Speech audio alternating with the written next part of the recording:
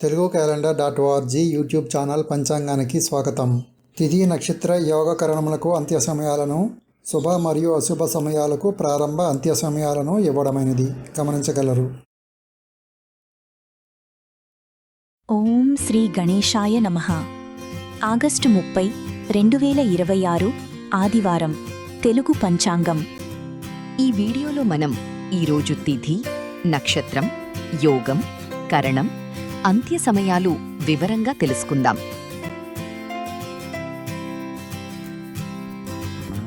ఈరోజు అశుభ సమయాలు: రాహుకాలం, గుళికకాలం, యమగండం, దుర్ముహూర్తం మరియు వర్జ్యానికి ప్రారంభ మరియు అంత్య సమయాలు.